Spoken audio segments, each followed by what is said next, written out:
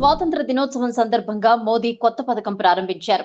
1,00,000 కోట్లతో యువత కోసం పీఎం వికాస్ భారత్ యోజన పథకానికి శ్రీకారం చుట్టారు. అంతేకాకుండా ప్రజలకు దీపావళి కానుక అందిస్తామన్నారు.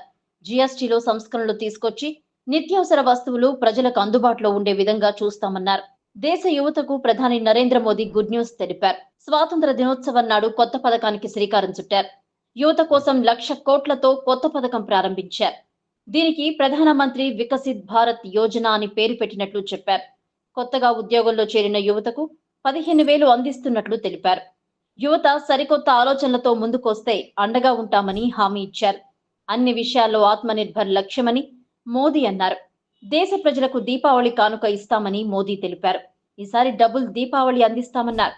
హై పవర్ కమిటీ ఏర్పాటు చేసి జీఎస్టీ సంస్కరణలు తీసుకొస్తామన్నారు. సామాన్యులకు ప్రయోజనం కలిగేలా రోజువారీ వస్తువుల ధరలు అందుబాటులోకి తెస్తామని చెప్పారు. సంస్కరణల విషయంలో ప్రజలు తమకు మద్దతు పలకాలని మోదీ కోరారు. పెట్రోల్, డీజిల్ వంటి చమురు ఉత్పత్తులను లక్షల కోట్లు పెట్టి కొనాల్సి వస్తుందని మోదీ అన్నారు. ఇంధనం విషయంలోనూ ఆత్మనిర్భర్ సాధించాల్సిన అవసరం ఉందన్నారు. అది సాధ్యమైతే ఆ డబ్బు దేశాభివృద్ధి, సంక్షేమం కోసం ఖర్చు చేయవచ్చన్నారు. బడ్జెట్లో అత్యధికంగా పెట్రోల్, డీజిల్ దిగుమతులకే ఖర్చు చేయాల్సి వస్తుందని చెప్పారు. ఆ ధనాన్ని చమురు దిగుమతుల కోసం విదేశాలకు చెల్లించాల్సి వస్తుందని, సముద్ర మంథన్ ద్వారా సముద్రంలో చమురు నిక్షేపాలు వెలికి తీస్తున్నట్లు తెలిపారు. ఫర్టిలైజర్ల విషయంలో విదేశాలపై ఆధారపడాల్సి వస్తుందని మోదీ అన్నారు. ఫర్టిలైజర్ల వినియోగంతో భారత్ భూమాతను కూడా ఇబ్బంది పెడుతున్నాం.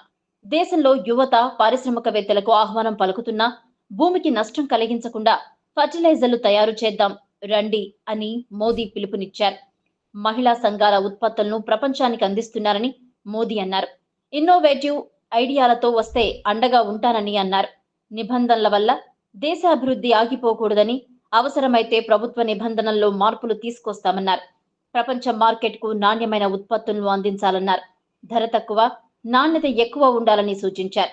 ఈ నినాదంతో ముందుకెళ్తే మనదే విజయమని స్పష్టం చేశారు. 10 ట్రిలియన్ భారత్ కోసం 2047 నాటికి దేశాన్ని $10 ట్రిలియన్ ఆర్థిక వ్యవస్థగా తీర్చిదిద్దడానికి, పాలనను ఆధునీకరించడానికి ఒక ప్రత్యేక సంస్కరణను, టాస్క్ ఫోర్స్ ను ఏర్పాటు చేస్తున్నట్లు మోదీ ప్రకటించారు. సరిహద్దు ప్రాంతాల్లో జనాభా అసమతుల్యత దేశ భద్రతకు సవాలుగా మారుతుందని పేర్కొంటూ దీనిని పరిష్కరించడానికి ఒక హై పవర్ డెమోగ్రఫీ మిషన్ ను ప్రారంభించినట్లు మోదీ ప్రకటించారు. కోవిడ్ సమయంలో వ్యాక్సిన్లను, డిజిటల్ చెల్లింపుల కోసం యూపీఐలను ఎలా అభివృద్ధి చేసుకున్నామో అలాగే జెట్ ఇంజిన్ల విషయంలోనూ స్వయం సమృద్ధి సాధించాలని, శాస్త్రవేత్తలు, యువత ఈ సవాల్ను స్వీకరించాలని మోదీ పిలుపునిచ్చారు.